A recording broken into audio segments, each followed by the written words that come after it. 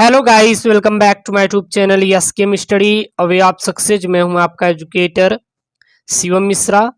आपका स्वागत करते हैं आपके अपने YouTube channel yes K M study पर। और यहां पे आज लेके आए कक्षा 10वीं जो सामाजिक विज्ञान है। आपका क्या है वो है अध्याय 1। जी हाँ, सामाजिक विज्ञान में कई भाग है, जैसे इतिहास हो गया, आपका भूगोल हो गया, अर्थशास्त्र हो गया और नागरिक शास्त्र हो गया। तो इसमें इतिहास का अध्याय 1, इसके पहले भी आपको वीडियो अपलोड कर चुके हैं, लेकिन अब आपको क्वालिटी बेस पे वीडियो प्रोवाइड की जा रही है। जी हाँ, ऐसे ऐसे टॉपिक, ऐसे ऐसे चीज़ों को कवर किया गया है, पूरा कंप्लीट है जो आपके बोर्ड एग्जाम से रिलेटेड है। तो इसलिए बिल्कुल भी वीडियो को स्किप नहीं करना है, पूरा का पूरा पढ़ना है। और ये आपके एनसीईआरटी, अब चाहे वो आपका यूपी बोर्ड हो, चाहे एमपी बोर्ड हो, चाहे बिहार बोर्ड हो, कोई राजस्थान बोर्ड है, कोई बोर्ड है, यदि आपके लिए एनसीईआरटी है तो आपका यह YouTube channel yes K M study आपके लिए बहुत हेल्प करेगा। अब कहेंगे सर इसका पीडीएफ मिल जाए तो बहुत अच्छा हो जाए, बहुत मजा आ जाए। तो जो इसका पीडीएफ है वो हमारे टेलीग्राम चैनल, जी हाँ, official Telegram channel yes K M study मिलेगा। तो टेलीग्राम चैनल का जो लिंक है वो डिस्क्रिप्शन के अंदर दिया है, वहां पे जाके इसका पीडीएफ आप डाउनलोड कर सकते हैं। वहां पे इसका मेरे प्यारे बच्चों पीडीएफ भेज दिया गया है, ठीक है ना। तो वहां से जाके डाउनलोड करके आप उसको अच्छे से पढ़ सकते हैं। बाकी कोई भी दिक्कत आ रही है तो आप कमेंट कीजिए, कोई भी आपको सब्जेक्ट चाहिए तो उसको भी लेके आप कमेंट कीजिए, ठीक है ना। तो सबसे पहला यहाँ पे अध्याय है वो है आपके यूरोप में राष्ट्रवाद का उदय। आपका पहला अध्याय है। सबसे पहला अध्याय क्या है? यूरोप में राष्ट्रवाद का उदय। अगर यहाँ पे यूरोप में राष्ट्रवाद आया तो सबसे पहले राष्ट्र जानेंगे, फिर वाद जानेंगे, राष्ट्रवाद क्या है, फिर उसका उदय कब हुआ था।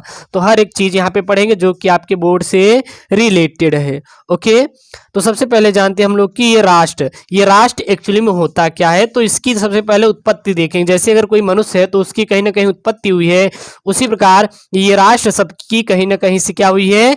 उत्पत्ति हुई है। तो राष्ट्र शब्द की उत्पत्ति अंग्रेजी शब्द के नेशन का एक अनुवाद है। जो राष्ट्र है वह किसका है? अंग्रेजी शब्द के नेशनल। आप सुने होंगे नेशन, नेशन मतलब क्या होता है? राष्ट्र होता है। नेशनल मतलब क्या होता है? राष्ट्रीय होता है, ठीक है ना।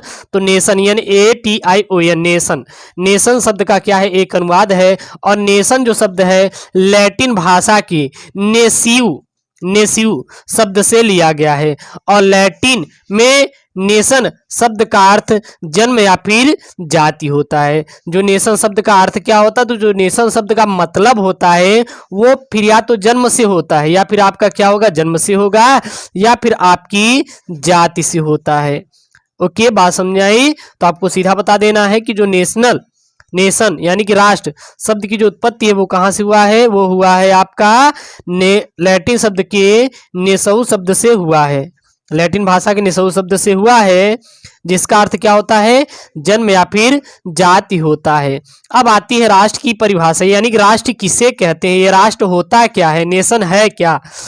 तो अर्नेस्ट के अनुसार देखें तो अर्नेस्ट के अनुसार समान भाषा, नस्ल, धर्म से बने क्षेत्र को राष्ट्र कहते हैं। समान भाषा और नस्ल, धर्म से बने क्षेत्र को हम लोग क्या कहते हैं? राष्ट्र कहा जाता है। इसी को क्या नाम दिया गया है? राष्ट्र दिया गया। तो राष्ट्र की परिभाषा क्या हो जाएगी? समान भाषा, नस्ल, धर्म से बने क्षेत्र को राष्ट्र कहा जाता है। एक राष्ट्र लंबे प्रयासों, त्यागों और निष्ठा का चरम बिंदु होता है। जो एक राष्ट्र होता है किसका होता है? लंबे प्रयास, यानी कि बहुत लंबा प्रयास इसको करना पड़ता है, बहुत त्याग करना पड़ता है, और एक निष्ठा का चरम बिंदु जो होता है यही क्या कहलाता है? हमारा राष्ट्र कहलाता है। इसी को क्या कहते हैं? राष्ट्र कहते हैं। ओके, अब यहाँ पे हम लोग राष्ट्र समझ लिए। राष्ट्र होता क्या है सीधा बता देना है।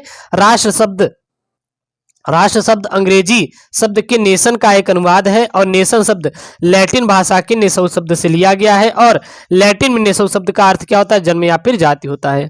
अर्नेस्ट के अनुसार राष्ट्र क्या होता है? समान भाषा, नस्ल, धर्म से बने क्षेत्र को राष्ट्र कहते हैं। एक राष्ट्र लंबे प्रयासों, त्यागों और निष्ठा का क्या होता है? चरम बिंदु होता है। अब मेरे प्यारे बच्चों आपका आता है राष्ट्रवाद। यह राष्ट्रवाद क्या होता है? यह राष्ट्रवाद है क्या? तो राष्ट्र के प्रति निष्ठा, उसकी प्रगति और उसके प्रति सभी नियम आदर्शों को बनाए रखना राष्ट्रवाद कहलाता है। तो राष्ट्रवाद क्या होता है? याद रखना, राष्ट्र के प्रति निष्ठा, उसकी प्रगति और उसके प्रति सभी नियम आदर्शों को बनाए रखना ही राष्ट्रवाद कहलाता है। या फिर राष्ट्र की दूसरी परिभाषा क्या हो जाएगी, अपने राष्ट्र के प्रति प्रेम की भावना को राष्ट्रवाद कहते हैं। अपने राष्ट्र के प्रति जो प्रेम भावना होती है उसी को क्या कहा जाता है मेरे प्यारे बच्चों, राष्ट्रवाद कहा जाता है। राष्ट्रवाद की भावना को जड़ जमाने में राष्ट्रीय ध्वज, राष्ट्रीय प्रतीक, राष्ट्रगान आदि की महत्वपूर्ण भूमिका होती है, या फिर इत्यादि की महत्वपूर्ण भूमिका है। तो राष्ट्रगान की जो भावना होती है वो किसके लिए है, जड़ जमाने में, और राष्ट्रीय ध्वज, राष्ट्रीय प्रतीक, राष्ट्रगान आदि की महत्वपूर्ण भूमिका निभाता है। अब आती है मेरे प्यारे बच्चों आपकी निरंकुशवाद। अब आपका क्या आता है, निरंकुशवाद। ये निरंकुशवाद क्या होता है, एक ऐसी सरकार या शासन व्यवस्था जिसका सत्ता पर किसी प्रकार का कोई अंकुश नहीं होता, ऐसी सरकार जनता के अनुकूल कार्य नहीं करती, यह अत्यंत सैन्य बल पर आधारित और दमनकारी सरकारें होती है, उसे निरंकुशवाद कहा जाता है। तो निरंकुशवाद का प्यारा सा डिफिनीशन क्या हो जाएगा, आपको सीधा बता देना है। निरंकुशवाद एक ऐसी सरकार होती है, एक ऐसी सरकार है या फिर क्या है, शासन व्यवस्था है। क्या है, शासन व्यवस्था है जिसका सत्ता पर किसी प्रकार का अंकुश नहीं होता, यानी कि उसकी सत्ता पर आप किसी प्रकार से जड़ नहीं जमा सकते, उस पर किसी प्रकार से आप अंकुश नहीं रख सकते, उसे निरंकुशवाद कहते हैं।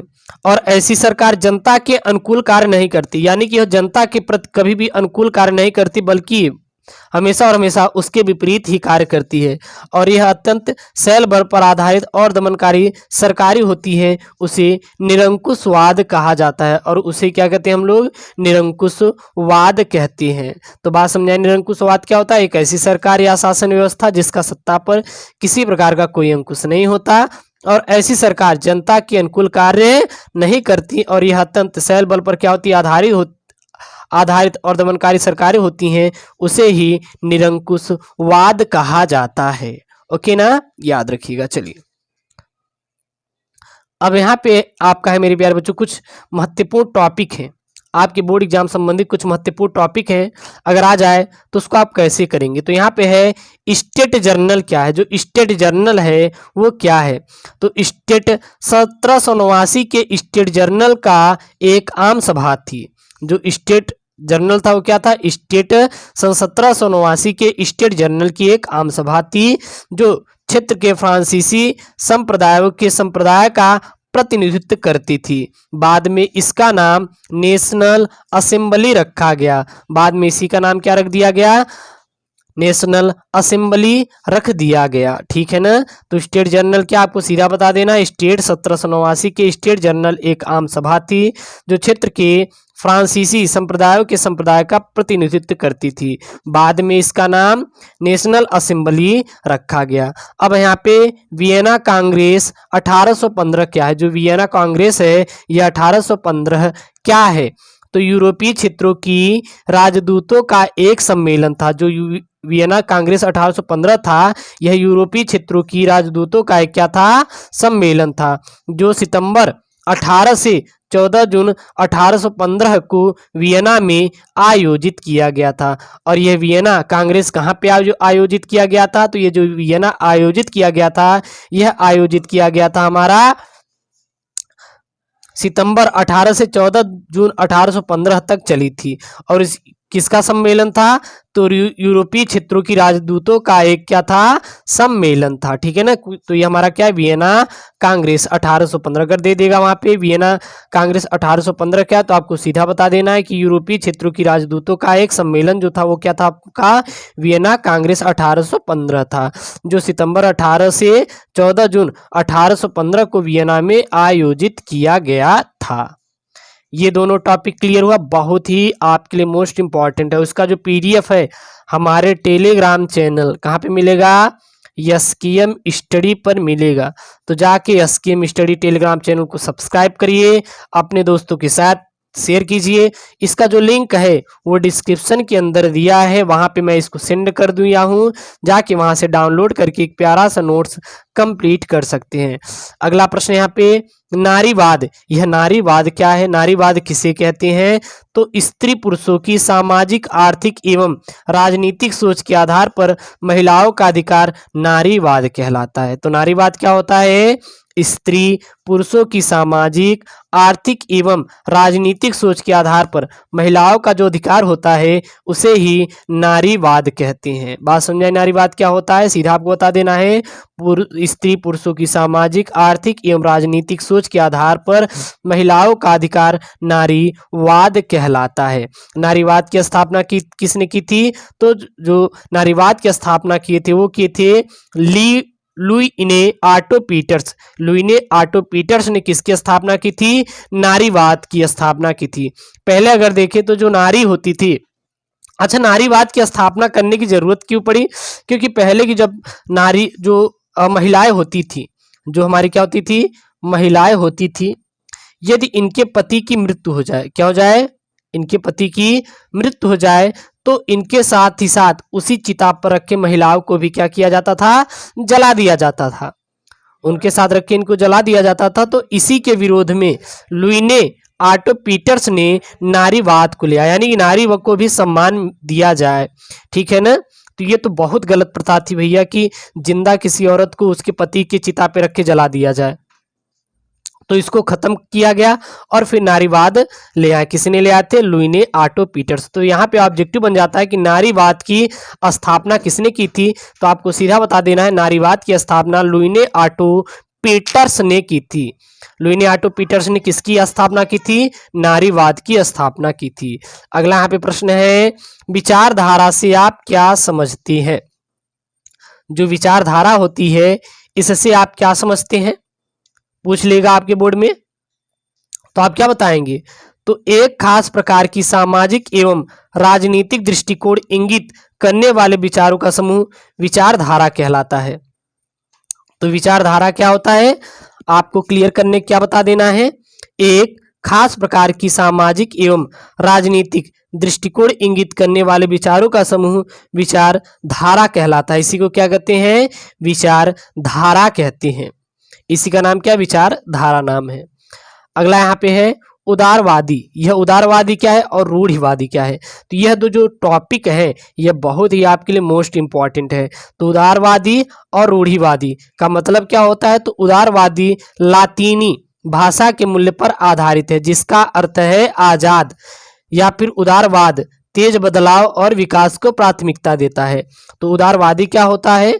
तो आपको सीधा बता देना है कि उदारवादी लातीनी भाषा के मूल्य पर आधारित है। तो उदारवादी कहाँ से है? तो यह लातीनी एक भाषा है, लातीनी एक भाषा है, वहां से उदारवादी शब्द उत्पन्न हुआ है, जिसका अर्थ क्या होता है? आजाद होता है। जिसका मतलब क्या होता है? आजाद होता है। एक कहते हैं अवसरवादी। अवसरवादी क्या होता है? जहाँ पे अवसर को देख कर, यदि कोई लड़का है या अवसर को देख के कहीं पे जा रहा है तो उसको कहते हैं अवसरवादी। एक उदारवादी, तो उदारवादी क्या है? उदारवादी लातीनी भाषा के मूल्य पर आधारित है, जिसका अर्थ है आजाद। और उदारवाद तेज बदलाव और विकास को क्या देता है? प्राथमिकता देता है। इसी को क्या देता है? प्राथमिकता देता है। अगला यहाँ पे रूढ़िवादी। अगला क्या है? रूढ़िवादी। तो रूढ़िवादी क्या है? ऐसा राजनीतिक दर्शन जो परंपरा स्थापित संस्थाओं और रिवाजों पर जोर देता है और धीरे धीरे विकास को प्राथमिकता देता है, उसे रूढ़िवादी कहते हैं। तो रूढ़िवादी क्या होता है? ऐसी राजनीतिक दर्शन जो परंपरा स्थापित संस्थाओं और रिवाजों पर जोर देता है, जो परंपरा स्थापित संस्थाएं जितनी भी होती हैं और किस पर? जो रीति रिवाज होते हैं उस पर जोर देता है और धीरे धीरे विकास को क्या करता है? प्राथमिकता दे देता है, उसे ही रूढ़िवादी कहते हैं। रूढ़िवादी का मतलब आप समझ सकते हैं कि बहुत लोग होते हैं जो विचार पुरानी यानी कि रीति रिवाजों पर, ये रीति चली आ रही है तो इसी को करेंगे, हाँ, अन्य जाति में दूसरे जाति का विवाह नहीं होने देंगे, तो ऐसे जो चीजें आती हैं वो रूढ़िवादी के ही द्वारा उत्पन्न होती है। तो यही क्या कहलाती है? आपकी रूढ़िवादी कहलाती है। तो आपको सीधा बता देना है रूढ़िवादी क्या होती है। तो आपको सिर्फ इसका एक ही है कि ऐसी राजनीतिक दर्शन जो परंपरा, एक परंपरा हो उनकी स्थापित संस्थाएं और रिवाजों पर जोर देता है और धीरे धीरे विकास को क्या कर देता है, प्राथमिकता दे देता है, उसे रूढ़िवादी करते हैं। तो यह आपके लिए बहुत ही इंपॉर्टेंट है बोर्ड के एग्जाम के पॉइंट ऑफ व्यू से। अगर देखें तो यह लगभग हर साल आपके बोर्ड परीक्षा में आ जाता है। तो अगर इस साल भी अगर बोर्ड परीक्षा में आ गया तो इसको पूरा अच्छे से करके आएंगे। आशा करते हैं आपको जितने वीडियो दे रहे हैं अच्छे से समझ में आ रहा होगा। अब है यहाँ पे कि नेपोलियन कौन था। जी हाँ, ये भैया नेपोलियन कौन था, नेपोलियन कौन था? तो नेपोलियन जिसका जन्म 15 अगस्त सन 1769 को हुआ। नेपोलियन का जन्म कब हुआ था? नेपोलियन का जन्म 15 अगस्त 1769 को हुआ था। दे देगा कि नेपोलियन कौन था, तो सीधा बता देना है कि जो नेपोलियन का जन्म हुआ था 15 अगस्त सन 1769 को हुआ। यह एक महान सम्राट था। जो नेपोलियन था कौन था? यह एक महान सम्राट था जिसने अपने व्यक्तित्व एवं कार्यों से पूरे यूरोप के इतिहास को प्रभावित किया। तो नेपोलियन कौन था? तो नेपोलियन एक महान सम्राट था। एक ऑब्जेक्टिव प्रश्न क्लियर हुआ। दूसरा दे देगा कि नेपोलियन का जन्म कब हुआ था। तो जो नेपोलियन का जन्म हुआ था 15 अगस्त सन 1769 को हुआ था, जिसने अपने व्यक्तित्व एवं कार्यों से पूरे यूरोप के इतिहास को क्या किया था? प्रभावित किया था। अगला हिस्सा पॉइंट में यहाँ पे है, नेपोलियन अपनी योग्यता के बल पर केवल 24 वर्ष की आयु में सेनापति बन गया। नेपोलियन कितने वर्ष की आयु में सेनापति बन गया था? तो यह केवल जब 24 साल का था तभी यह सेनापति बन गया था। कौन बन गया था? नेपोलियन बन गया था। अगला हिस्सा पॉइंट में देखेंगे तो सन 1804 में जब नेपोलियन फ्रांस का राजा बना तो वहां प्रजातंत्र को नष्ट कर फिर राजतंत्र स्थापित कर दिया। पहले अगर देखें तो वहां पे जो फ्रांस था, जो फ्रांस में देखें तो प्रजातंत्र लागू किया गया था, लेकिन जब नेपोलियन राष्ट्र का राजा बन गया वहां पे अपने दम पर, तो जो प्रजातंत्र थी उसको नष्ट कर दिया, उसको समाप्त कर दिया और राजतंत्र बना लिया। और राजतंत्र में आपको पता होगा कि अपनी मनमानी यानी अपने मन के मुताबिक किसी देश में राज किया जा सकता है। अगला एक्स्ट्रा पॉइंट में क्या है? नेपोलियन ने कानून के समक्ष बराबरी और संपत्ति के अधिकार को सुरक्षित बनाया। जो नेपोलियन था ये कानून के समक्ष बराबरी और संपत्ति के अधिकार को क्या किया? सुरक्षित बनाया था। अब है यहाँ पे यूरोप में राष्ट्रवाद। यूरोप में राष्ट्रवाद कब शुरू हुई थी? तो यूरोप में राष्ट्रवादी चेतना की शुरुआत फ्रांस से हुई थी। यूरोप में राष्ट्रवादी चेतना की शुरुआत कहाँ से हुई थी? तो फ्रांस से हुई थी। अगर ऑब्जेक्टिव में दे दे कि यूरोप में राष्ट्रवाद कहाँ से शुरुआत हुई थी, यूरोप में राष्ट्रवादी जो चेतना थी वह फ्रांस से शुरू हुई थी। अब आपका जो आता है वो आता है फ्रांसीसी क्रांति और राष्ट्र का विकास। क्या आता है? फ्रांसीसी क्रांति और राष्ट्र का विकास। तो पहला पॉइंट है यहाँ पे, फ्रांसीसी क्रांति की शुरुआत सन 1789 ईस्वी में हुई थी। फ्रांसीसी क्रांति की शुरुआत कब हुई थी?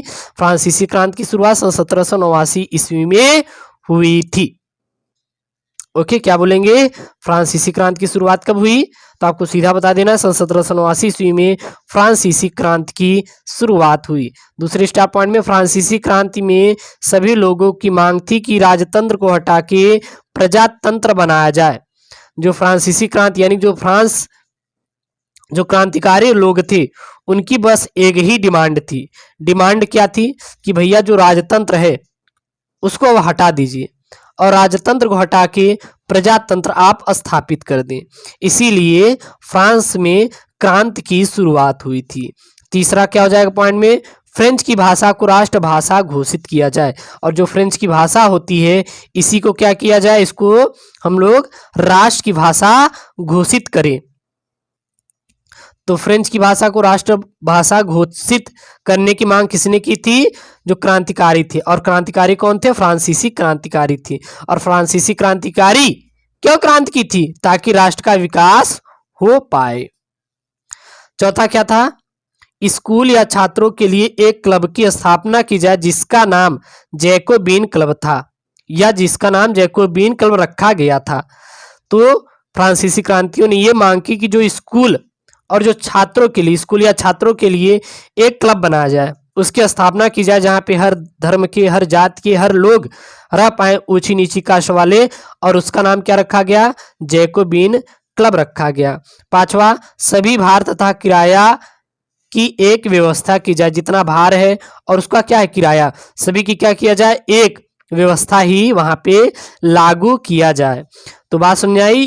फ्रांसीसी क्रांति और राष्ट्र का विकास क्लियर हुआ। नेपोलियन कौन था इसमें क्लियर हुआ। बहुत इंपॉर्टेंट है आपके एग्जाम के पॉइंट ऑफ व्यू से। यदि आपको एग्जाम को अच्छे तरीके से नंबर कैच करना है तो आपको अच्छे से पढ़ के जाना है। अब यहाँ पे फ्रांसीसी क्रांति के प्रमुख कारण या फिर फ्रांस की क्रांति के प्रमुख कारण क्या क्या थे? तो पहला था अयोग्य शासन, जो था यह फ्रांस की क्रांति का प्रमुख कारण बना था। अयोग्य शासन मतलब कि वहां पे लुई वंश चलता था। जो लुई वंश था, जो लुई राजा था, वो बहुत ही बेकार था, बोल सकते खत्म पावा का मतलब ये है कि वो किसी काम का नहीं, ठीक है ना। तो अयोग्य शासन, पहला क्या था? अयोग्य शासन। अयोग्य शासन होता क्या, डिटेल में समझते हैं। तो फ्रांस की क्रांति के समय लुई वंश का शासन था, जो जिद्दी एवं कर्तव्यहीन शासन करता था और यह सुधारों का पक्षधर नहीं था, इसलिए इसकी जनता विरोध कर रही थी। बात समझ आई? तो फ्रांसीसी क्रांति के समय लुई वंश का शासन था, जो क्या था? बहुत ही जिद्दी था और क्या था? कर्तव्यहीन था और यह सुधारों का पक्षधर नहीं था, इसीलिए इसका जनता क्या कर रही थी? बहुत ज्यादा विरोध कर रही थी और इसीलिए कहीं ना कहीं फ्रांस की क्रांति की क्या हुई थी? शुरुआत भी हुई थी। तो पहला फ्रांस की क्रांति का कारण क्या था? अयोग्य शासन थी।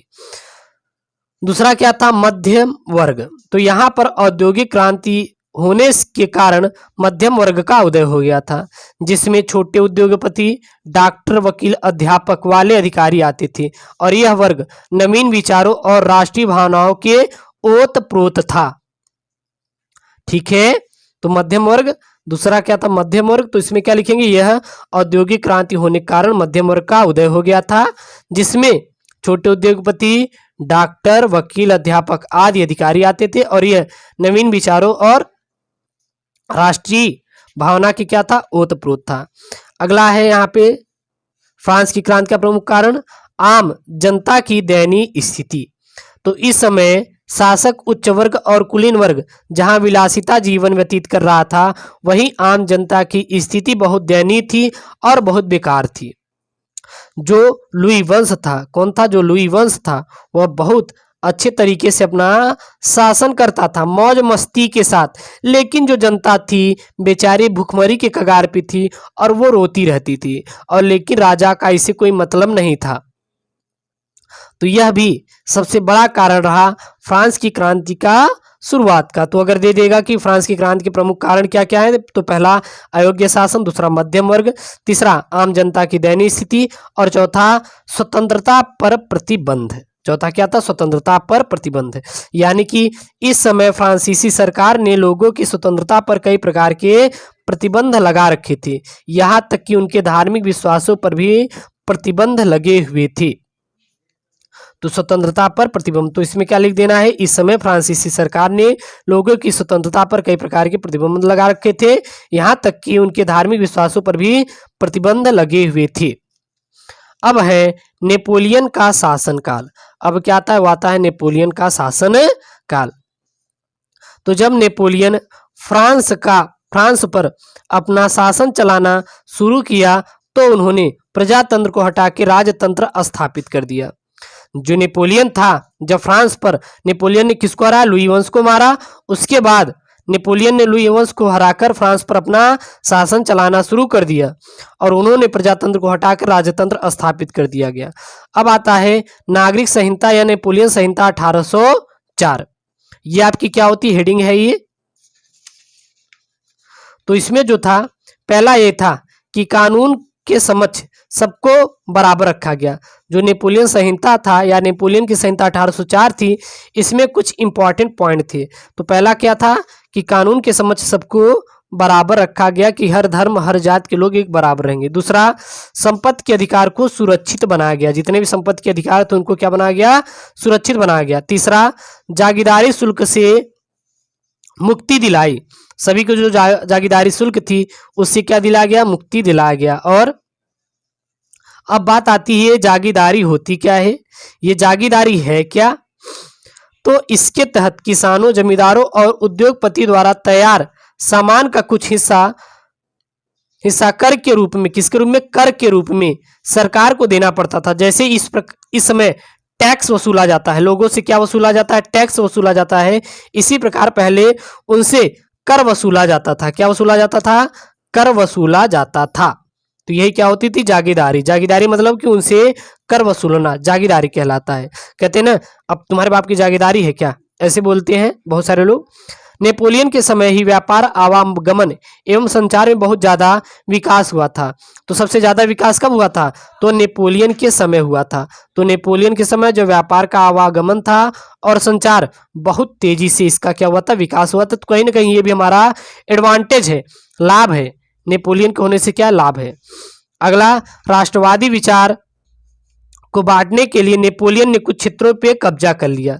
उन्होंने किसने, नेपोलियन ने, उन्होंने किसने मतलब नेपोलियन ने कब्जा कर लिया और कर को बढ़ाना और जक्सन भर्ती जैसी अनेक कानूनी व्यवस्थाएं स्थापित कर दी। कर को बढ़ा दिया गया, जहां पे कर 10% था वहां पे बढ़ा के 25% कर दिया गया। जैसे कि 100 रुपए पे 2 रुपए कर भर रहे तो उनको 5 रुपए देना पड़ता था। और जक्सन भर्ती जैसी अनेक कानून को भी नेपोलियन ने स्थापित कर दिया गया था। तो ये जितने भी इंपॉर्टेंट पॉइंट मैंने समझाए हैं, बहुत ही इंपॉर्टेंट पॉइंट है आपके एग्जाम के पॉइंट ऑफ व्यू से। तो इसको आप तैयार करके जरूर जाएंगे, ताकि बोर्ड में टारगेट कीजिए कि 95% पूरा है, ठीक है ना। तो ये बताइए आपको समझ में आया नहीं। और इसका जो नोट्स है, फोटो है, मैं अपने टेलीग्राम चैनल यसकेम स्टडी पे सेंड कर दूंगा, जाके वहां से इसको अच्छे से पढ़ सकते हैं। ऐसी वीडियो चाहे तो चैनल को जरूर सब्सक्राइब करोगे दोस्तों। थैंक यू, जय हिंद।